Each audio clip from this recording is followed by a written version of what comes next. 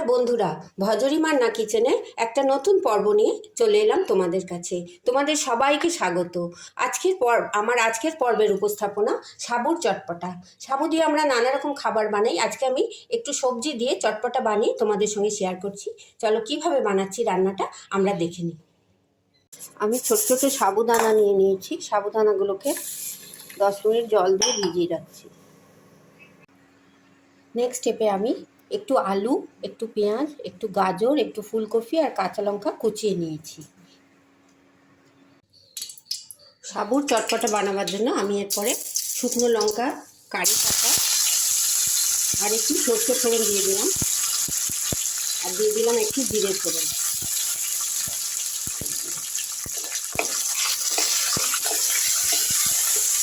ফোড়নটা যখন একটু ভাজা ভাজা হয়ে গেল তখন আমি এর মধ্যে কেটে রাখা সব সবজিগুলো দিয়ে দিলাম।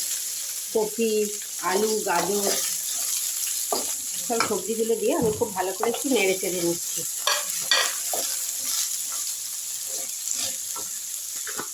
আর দিয়ে দিচ্ছি একটুখানি পরিমাণ মতো নুন, যাতে সবজিগুলো একটু ভালো করে ভাজা ভাজা হয়ে সেদ্ধ সেদ্ধ হয়ে যায়।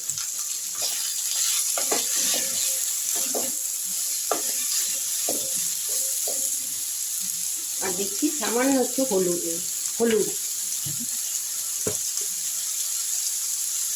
পরিমাণ মতো একটু হলুদ দিয়ে দেবো। এবার আমি খুব ভালো করে সবজিগুলোকে নুন হলুদের সঙ্গে ফোড়নের সঙ্গে ভেজে নিচ্ছি।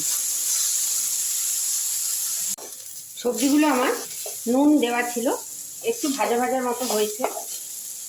দেখে নিই সেদ্ধ হয়েছে নাকি। হ্যাঁ, আলুটা ভেঙে গেল। সবজিগুলো মোটামুটি সেদ্ধ হয়ে গেছে। এই রেসিপিটা না খুব চটপটা হয়ে যায় সকালে জলখাবারে বা বিকেলের নাস্তায়।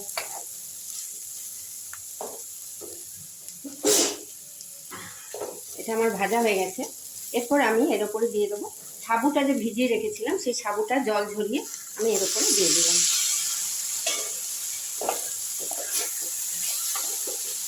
সাবুর অনেক রকম প্রিপারেশন হয়, কিন্তু এই প্রিপারেশনটা অনেকে সাবু লুচি করে, সাবু দিয়ে ভিজে দুধ দিয়ে খায়। এই প্রিপারেশনটা যদি তোমরা উপোসের দিনও করো, পেঁয়াজটা দিও না। আজকে আমি সাবুর চটপটা করছি। দেখো সাবুটাও একটু সবজির সঙ্গে ভাজা ভাজা করে নিচ্ছি। এর উপরে একটুখানি টমেটো দিয়ে দিচ্ছি। যত রকম সবজি ঘরে থাকবে সব দিয়ে দেবে। আমি ফুলকপি, গাজর, পেঁয়াজ, কাঁচা লঙ্কা, টমেটো সব দিয়ে করছি। দেখো এরকম ভাজা ভাজা হতে হতে যখন দেখবো গায়ে গায়ে লেগে যাচ্ছে, এই দেখো এটা প্রায় হয়ে গেছে। যখন একটু ভাজা ভাজা হয়ে এসছে, কড়াইয়ের মধ্যে লেগে যাচ্ছে, সেই সময় আমি সব সবজিগুলোকে আরও সুসিদ্ধ হওয়ার জন্য একটুখানি জল দিয়ে দিচ্ছি। পরিমাণ মতো, বেশি জল দেবো না, একটু জল দিয়ে দিচ্ছি। জল দিয়ে এটা আমি 2-3 মিনিটের জন্য একটু ঢাকা দিয়ে দিচ্ছি। সবজি আর সাবুটা সেদ্ধ হতে দিয়ে আমি আরেকটা কাজ করে নিচ্ছি। আমি একটা সসপ্যানের মধ্যে একটু বাদাম নিয়েছি, কাঁচা বাদাম। একটু নুন দিয়ে দিচ্ছি, তাতে একটু তেল দিয়ে দিচ্ছি, একটু বাদাম ভেজে নিচ্ছি। কাঁচা বাদাম আমি একটু ভেজে নিচ্ছি।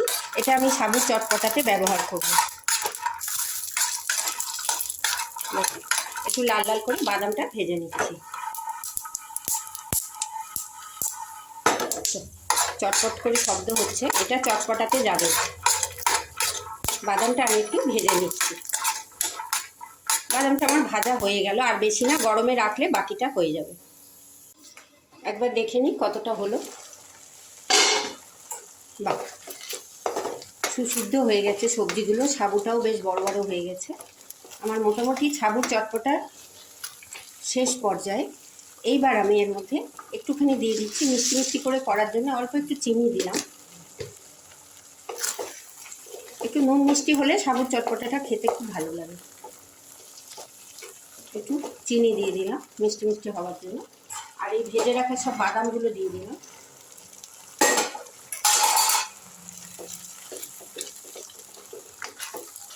আর একটুখানি দিয়ে দিচ্ছি লেবুর রস। আমি একটু পাতি লেবু নিয়ে নিয়েছি, একটু পাতি লেবুর রস দিয়ে দেবো। একটু টক টক ঝাল ঝাল মিষ্টি মিষ্টি হয়, খেতে খুব ভালো লাগে। দিয়ে দিলাম একটু লেবুর রস। ব্যাস, আমার সাবুর চটপটা রেসিপি তৈরি হয়ে গেল পরিবেশনের জন্য। এবার এটাকে আমি কিছুক্ষণ স্ট্যান্ডিং টাইম রেখে আমি একটা প্লেটে ঢেলে নিচ্ছি। আমি সাবুর চটপটাটা একটা প্লেটে ঢেলে নিয়েছি আর নামিয়ে নিয়ে ওপর থেকে একটু ঝুরি ভাজা দিয়ে বা সেও ভাজা যাই বলবে তাই দিয়ে পরিবেশন করছি। এরকম সুন্দরভাবে সাবুর চটপটা বানিয়ে তোমরা জলখাবারে খেতে পারো। অনেক সময় উপোসের দিনও তোমরা এটা বানাতে পারো, তখন শুধু পেঁয়াজটা দিও না। তৈরি হয়ে গেল আমার সাবুর চটপটা। যদি আমার এই ভিডিওটা তোমাদের ভালো লাগে অনেক লাইক শেয়ার কমেন্ট করো, সাবস্ক্রাইব করে বেল আইকন প্রেস করো যাতে আমার সমস্ত রান্নার ভিডিও তোমরা সবার আগে দেখতে পাও। কোন বন্ধু কোথা থেকে দেখছো জানিও। যারা আমার পুরনো বন্ধু তাদের জানাই অসংখ্য ধন্যবাদ। যারা আমার নতুন বন্ধু তাদের কাছে আমার চ্যানেলটাকে সাবস্ক্রাইব করার অনুরোধ রইল। সবাই খুব ভালো থেকো, সুস্থ থেকো, সাবধানে থেকো। এইভাবে একবার সাবুর চটপটা বানিয়ে সকালে জলখাবারে বা সন্ধ্যের টিফিনে খেয়ে দেখো কেমন লাগে, আমাকে কমেন্ট বক্সে জানিও। ধন্যবাদ।